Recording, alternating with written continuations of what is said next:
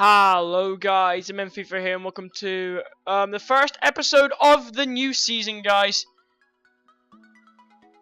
And today, guys, we're looking at the pre-contracts we've signed last year, guys. This is the start. Obviously, I skimmed the rest of the season because I'm utterly bored of League One. It was boring. So, again, we're in a new year, guys. We're just checking out the growth of our players here. Kim Song-ji, a solid pre-contract signing, guys. William Remy, again, solid as well. If you look at Jerry Commando, absolute amazing stats on that guy. His guy's only going to do for one season, but 91 strength being endorsed.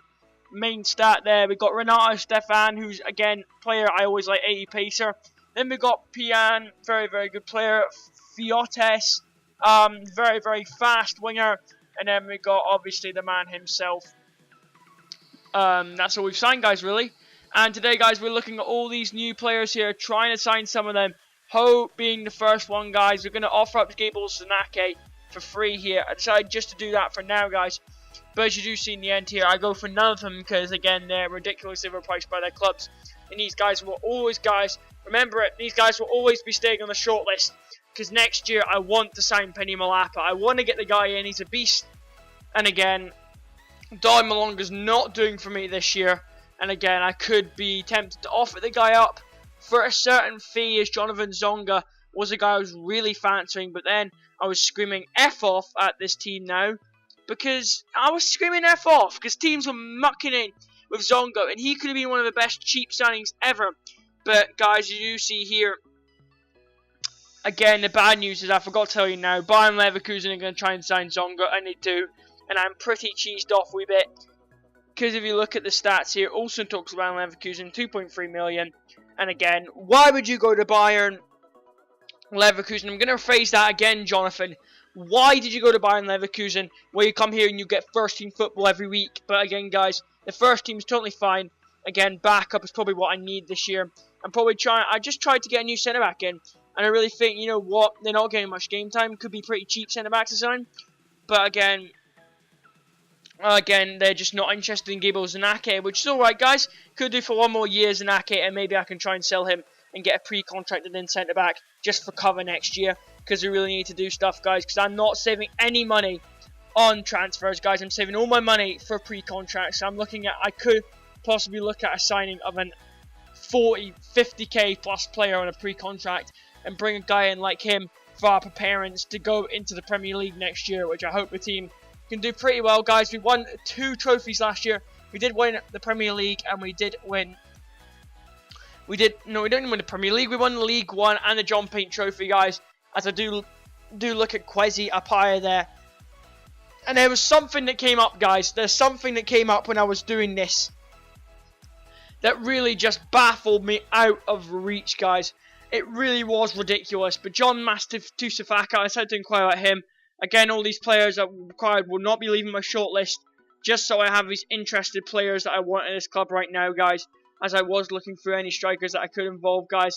Alexander S1 was the next guy I really wanted to involve in this series. I really want to involve a guy like him in this series to really help the team out and just do well, because S1, let's be honest here, guys, he's a pace monster and he will score goals for us, and maybe I can involve a guy in next year, something like that, guys, because S1's a god, and, you know, stuff like that.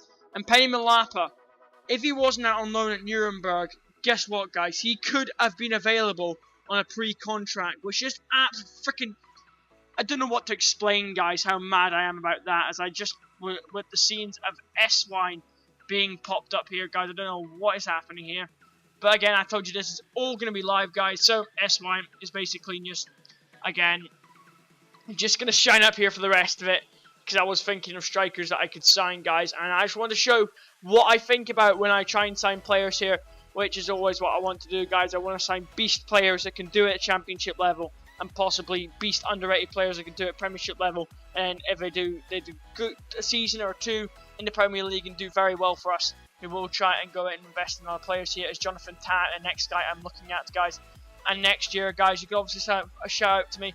Oh, there could be some good free agents this year, guys, and I could look at that, because the free agents are really helping. But the guys, it really annoys me how FIFA 13, the FIFA gods got rid of FIFA 13 free agents. Do you guys remember that?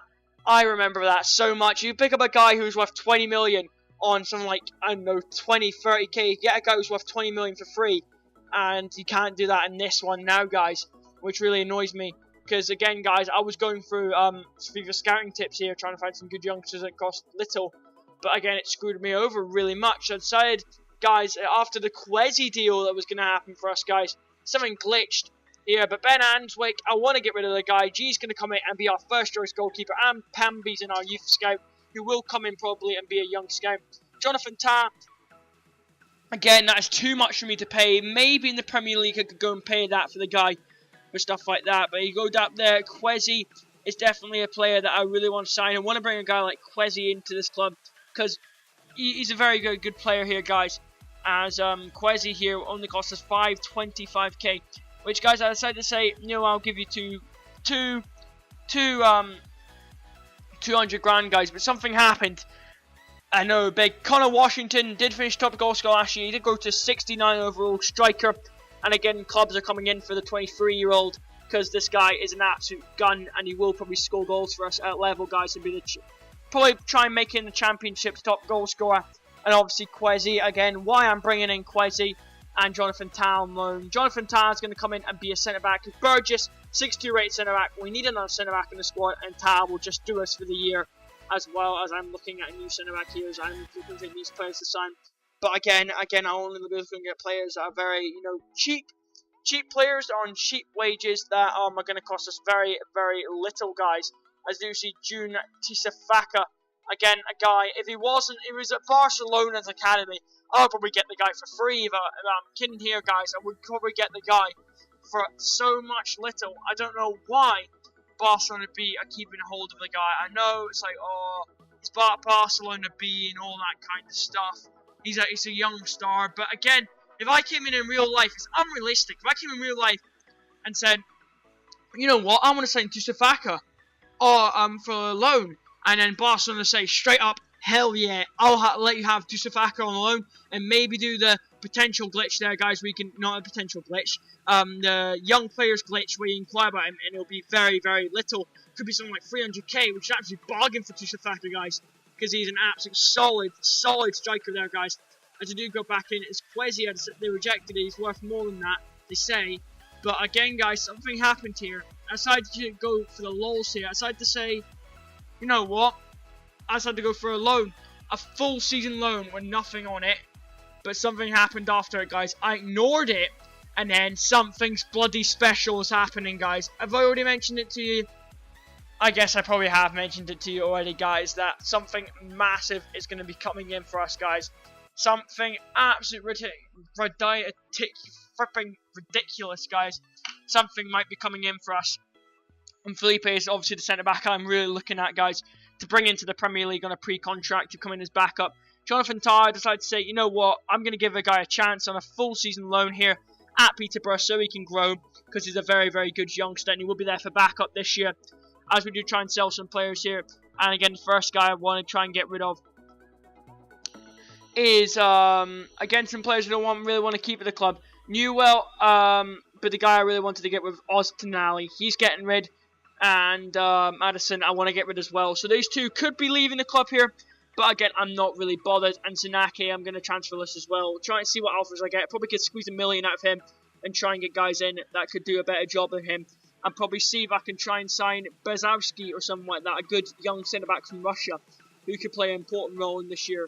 As we do get the loan offer accepted for Jonathan Tah. He will come in on a season loan here, guys, at Peterborough, which is absolutely ridiculous here. Because he's a good player, guys. Very, very good player. Then Crystal Palace accepted. No. I was going out and in saying, what the hell was happening here? I'm getting Quezzy for free. And I was like, no, hell yeah. I'm only paying 5k for him. And I'm like, oh, fuck. 5k a week. And this guy's going for free. If I get this guy, guys, oh my god. Well, I have just made the bargain of a century if I sign that guy. I will have made the bargain of the century. I'm not joking, the bargain of the century here at Peterborough could be amazing for us, guys. As I do go back in here for Daniel Aintree, but I was trying to look at these guys and what, guys, because there was a little cheat there. I decided to say, you know what, no, it wasn't him. I was looking around players and what they were going to try and do, guys.